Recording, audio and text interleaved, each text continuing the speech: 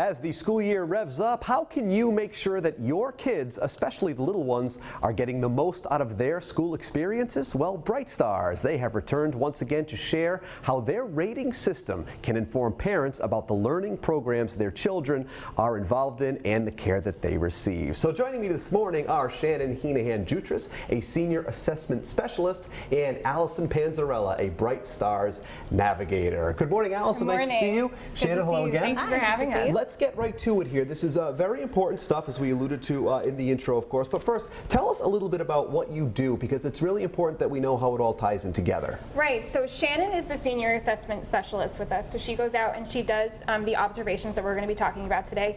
And my role at Bright Stars is to kind of give those programs the results of those assessments. So I go in and do visits with the programs and help them improve their quality. The assessments are so crucial, obviously. So how does Bright Stars, how do you guys really assess those classroom spaces? Because they need to be ripe environments for learning and for children to feel safe and for parents to know that their kids are in good hands. Absolutely. So rather than try and reinvent the wheel, we actually use these valid and reliable tools called the environment rating scales.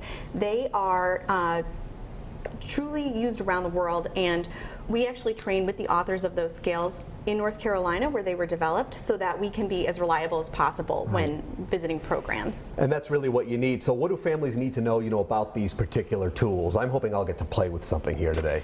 Sure, yeah. So these tools are really used to assess classroom space. So one of the critical considerations when looking into classrooms is the accessibility of materials that are available to children and how they're stored.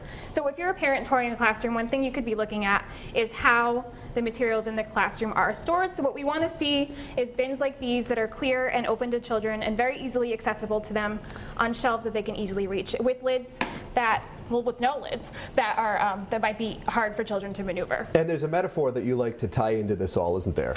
Yes, so we're just using the animal props today, but these could stand in for any number of materials. Right. If I pull out just a few of these toys, I might have a minimal number of toys to meet the requirements for some materials. Right. So that's important that we know that there. What can parents do if they see that the standards, or that they believe the standards aren't being met? Are there steps we can take to rectify that? Right, so if you're a parent and you kind of are noticing some limitations with your child's program, we really encourage programs to fill out those family surveys that go home at the end of the year. We encourage them to join their family advisory board if that's available.